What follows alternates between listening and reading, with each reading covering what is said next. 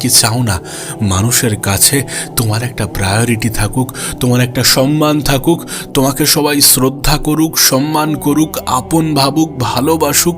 তুমি কি চাও না? যদি সত্যি চেয়ে থাকো তাহলে এটা তো জানো যে মানুষ মানুষের অবস্থানকেই কদর করে।